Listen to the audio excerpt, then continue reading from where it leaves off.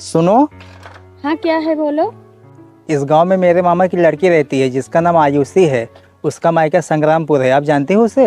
अरे भाई साहब, कहीं सुल्तानपुर से तो नहीं आ रहे हो? हाँ, मैं वहीं से आ रहा हूँ। अच्छा, वो तो मेरे देवर की बीवी है। चलो।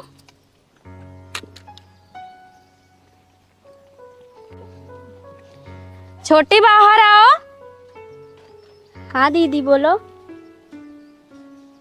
ये देख, तेरे बुआ का लड़का आया है। अरे आप मयंक भैया हो ना? हाँ बहन, मैं तेरा मयंक भैया हूँ, लेकिन तूने मुझे 5 साल बाद भी पहचान लिया। अरे भैया ये कैसी बातें कर रहे हो? मैं जिसके साथ बचपन में खेली कूदी हूँ, पढ़ी लिखी हूँ, वो 5 साल क्या, मैं उसे 50 साल भी बाद पहचान लूंगी। अरे छोटी खड़ी होके सारी बातें करेगी, अपने भाई को नहीं बोलेगी बैठने के लिए? हाँ दीदी क्यों नहीं। भैया आप बैठो, मैं आपके लिए पानी लेकर आती हूँ। ये लो भैया पानी।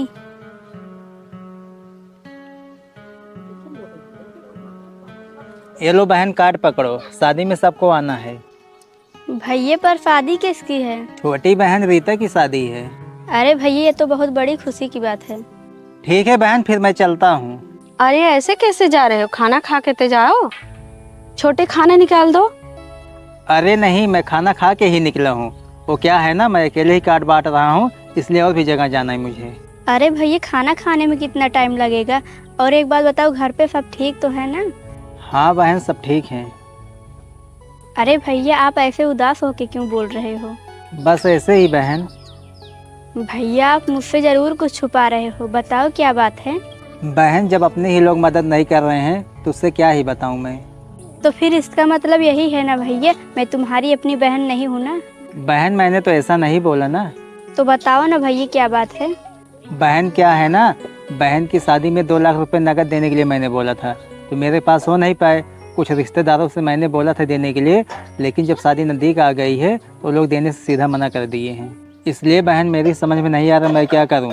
मुझे तो इस बात का डर लग रहा है, अगर मैं 2 लाख रुपए उन्हें नहीं दे पाऊंगा तो लोग शादी करने के लिए मना न कर दें मेरी बहन से।